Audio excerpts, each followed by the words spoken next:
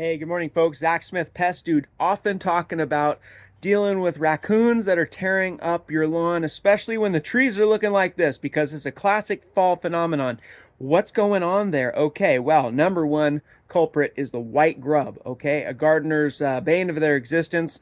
It's a beetle larva, and they do this beetle, June beetles, are brown, or Japanese beetle, they're brown, kind of rusty colored beetle. There's lots of other beetles that have life cycle stages in the lawn.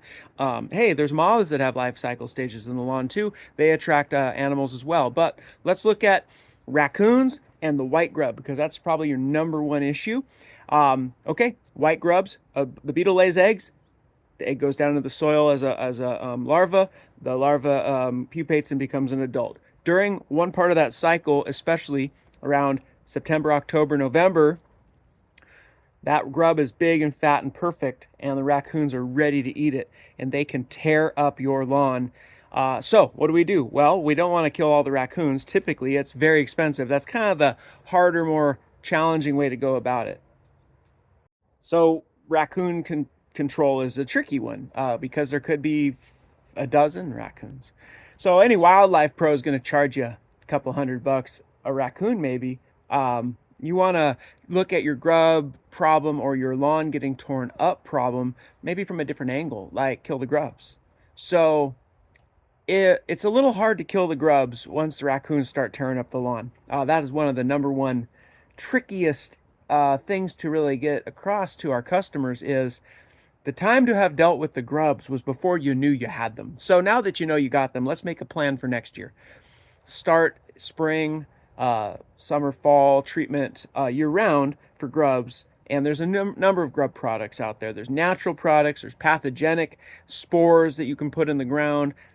Not a ton of evidence that they work well. There's predatory microscopic roundworms called nematodes that can work. There's definitely pesticidal products that can be sprinkled on the lawn and watered in or sprayed on.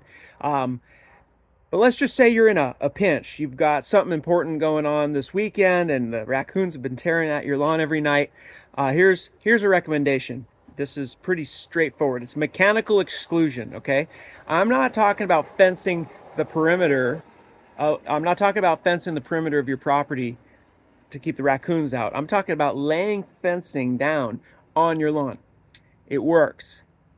It's a great temporary fix. You can go to Home Depot or wherever you go and get either the big rolls of orange snow fencing or green plastic coated chicken wire and lay it across your lawn in big rectangles and pin it down with 4-inch landscape staples, sometimes called sod staples or drip system staples.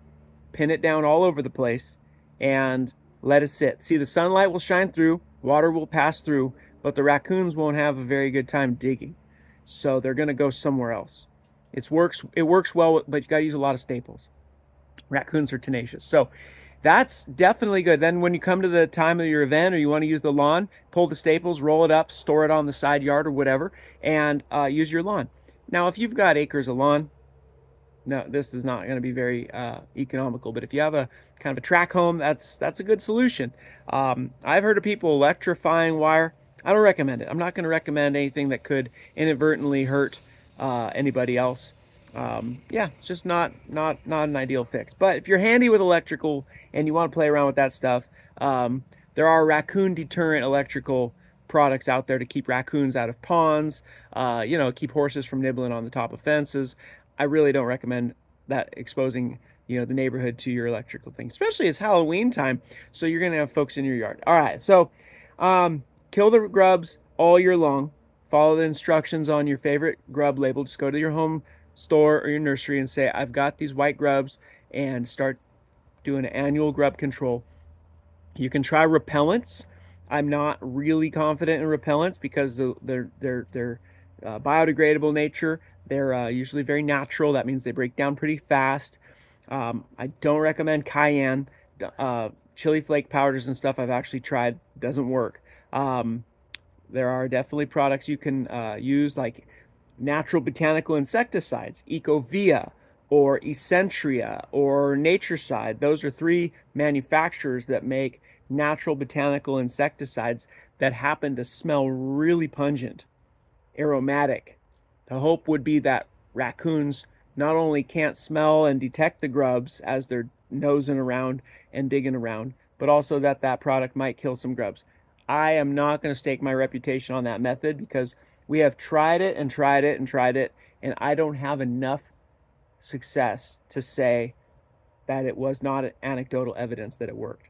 And it's expensive. So if it doesn't work, you just spend a lot of money pouring a lot of very expensive natural products into your soil, only to have it do nothing. So that's my 2 cents on how to deal with raccoons tearing up your lawn. I know there's a lot of folks out there who have a lot of home remedies. I really recommend not soaking the soil with a pyrethroid, with a general liquid insecticide. Will it work? Maybe. Is it recommended? Not at all. Is it safe? No.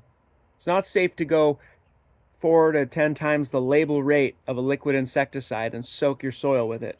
Lawns are for walking on and playing on. The residue of all that insecticide is going to be through the roof. When we say insecticides are safe, they're safe when used as directed. And that's usually in sparing quantities because they're very potent. But people are often prone to go, I'm just going to douse it, the nuclear approach, blow it up. If you buy a big old bottle of liquid insecticide and you put it down extra heavy, you're going to expose your family, pets, all sorts of stuff to way too much residue.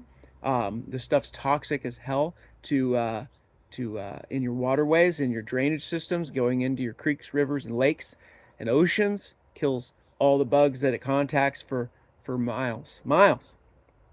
Very potent stuff. So don't be tempted to just douse it. I would really recommend going with the chicken wire method if you're going to go off the charts. Okay, do that. Go nuts. Have fun, and let your lawn and landscape live to fight another day.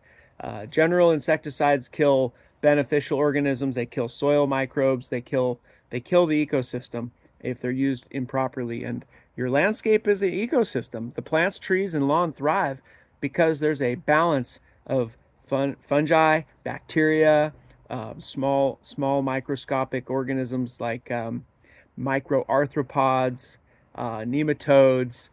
You've got protozoa. You've got all sorts of worms, grubs that are good.